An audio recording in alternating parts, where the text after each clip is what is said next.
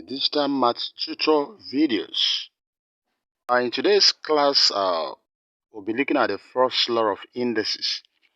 If you look at this particular mathematics is is a math for the secondary school students. The senior secondary SS1 does something like this. This is for SS1. You can as well see this among those who are preparing for entrance exam. That's the senior primary. Sometimes a such topic can also come up in the junior secondary. So for us, any one of us in this category, you're a mother, you're a parent, you're a guardian, you can access these videos. That's what this video is all about. This is the digital math tutor class, even for adult learners. Stay tuned.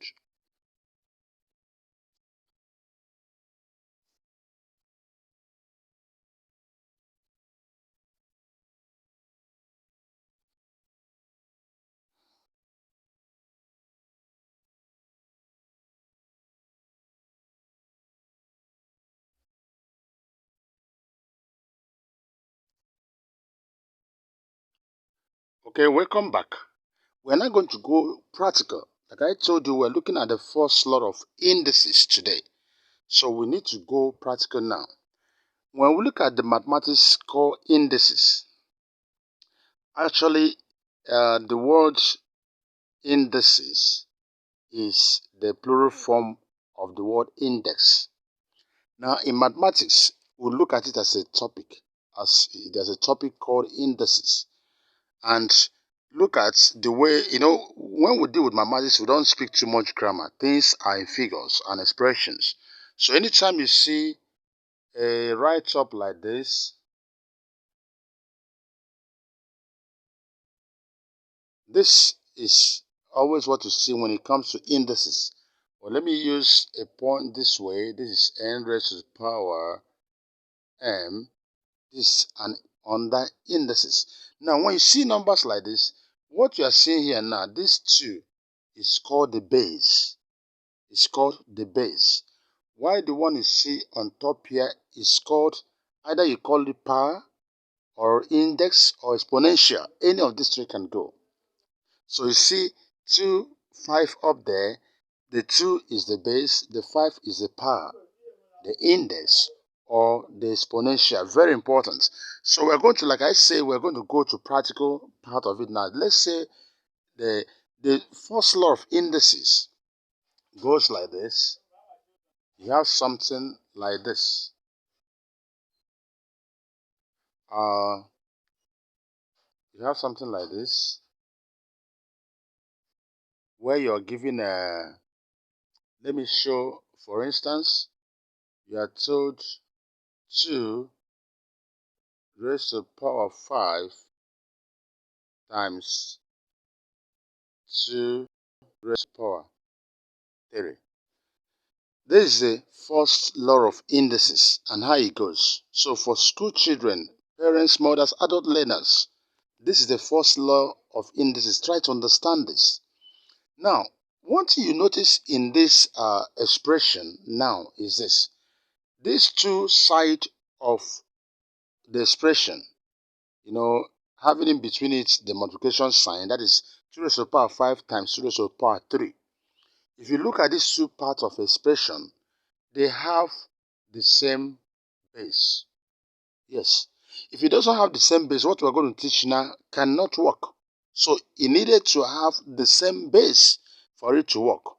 Now, since it has the same base for it to work, the first law of indices says having the same base, to make this thing work now, this would also be equal to bring that same base, that common base together, and then the 5 here, then plus 3. You see this 5 here, you see this 3 here.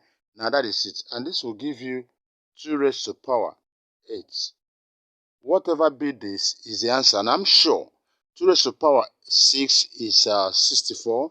2 raised to the power 7 is 128. 2 raised to the power 8 is 256. And that's what the answer to this should be. This should give you 256. 256. 6. Now, is it possible for us to check if this is really true? You know that 2 raised to the power 5 is 32. 2 raised to the power 3 is 8. So 32 times 8 will it give, because a lot of people, mathematics is not just something that you might say is abstract, or you would look at it as abstract, but it's true. When you see these formulations are made, whatever we call theory, whatever you call this and that, rules and all that, there were some formulations that were read that brought about the theories. If I say 2 raised to the power 5 times 2 raised to the power 3 is same thing as 2 raised to the power 5 plus 3, which is 8, 2 raised to the power 8, and I calculate it to be 256. If you decide to go on this separate one, so okay, let me check 2 raised to the power 5. Remember, 2 raised to the power 5 means 2 times 2 times 2 times 2 times 2, which is 2 times 2, 4 times 2, 8 times 2, 16, then that's 2, 32. So 2 raised to the power 5 is 32. And 2 raised to the power 3 is 8. So multiply 8 by 2, 32. Will it actually give you 256? Yes. 8 times 2 will give us 16. We'll carry 1. 8 times 3 will give us 24 plus 1, 25. You can see it's the same thing. So that rule is correct. But as a child, as a learner, you don't need to go about, they give you 2 raised to power 5 times 2 raised to power 3. You go about doing this. It's very simple. Now, going with the law of indices, the first law of indices, all you need to do is just say 2, because they have the same base. You put that base and now put your 2, the 5 there plus 3, and everything is raised to about 8. And when you go through it, 2 times 2 times 2 times 2 into 8 times, it's going to give you 256. This is exactly how these things work. That's exactly how it works. So that's it. And you need to understand it. And that is the law of indices, the first law of indices. You can use it, whenever I want to start this, the simplest way to start with it will now say, okay, something like N M times, the base must be the same thing. Let's say N P. The answer should be N M plus P. This is the notation of this law. So remember that this N, M, and all the rest of them, they are variables. They are not static, they are not constant numbers, they are variables. And in mathematics, when we start our journey, we use variables to represent it because we don't know the number that is given yet. Any number can go, so we use variables. So but in reworking of any mathematical solutions or whatever, you'll be given real numbers. So the N here could be 4, could mean 4. The M here could be 2. Then the P could be 3. So if you are given 4 raised to the power 2 times 4 raised to the power 3, what do you do? The answer will be 4 raised to the power 2 plus 3, which is 4 raised to the power 5. And what will it give you? You multiply 4 times 4 times 4 times 4 times 4, which will definitely run into thousands. Because 4 times 4 is 16. That's 4 raised to the power 2. Then 4 raised to the power 3 is 16 times 4, which is 64. 4 raised to the power 4 is 64 times 4. And that should be around 2,000 plus already. Then that times 4 again, which is, over 10,000. That's what it is. So these are how to go about it. So as a student, like I said, in this channel, the videos we prepare are videos, a lot of, we didn't just create a different channel, maybe for secondary school, primary, nursery, no, our videos. But what we do, any particular video we release, we're going to tell you the targets. This video, if you check the curriculum on mathematics for SS classes, you see that this is a subject for SS1.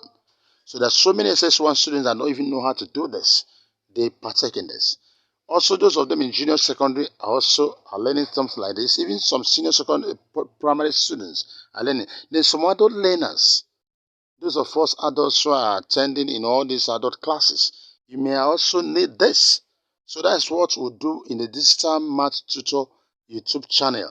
So if you are visiting for the first time, please, like you see our slide show you, subscribe to this channel.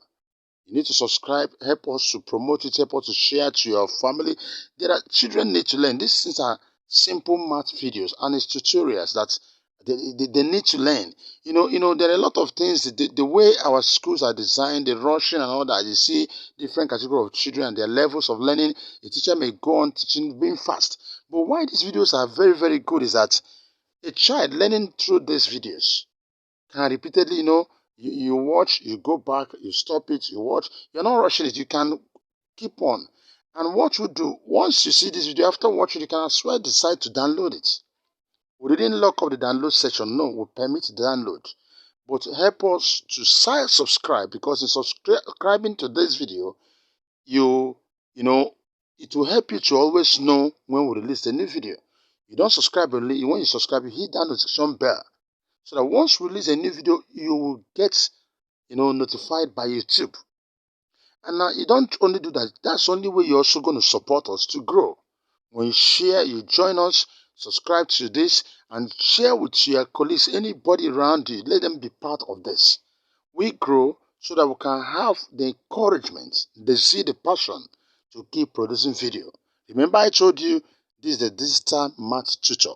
Prepare videos for primary, junior secondary, senior secondary, adult learners, and also answer questions. There are a lot of questions, past question papers on WAEC, common entrance exams.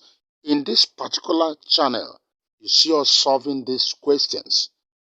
At one time or the other, we'll be solving these questions. So get ready to be part of what we're doing. I wish you the best. God bless you.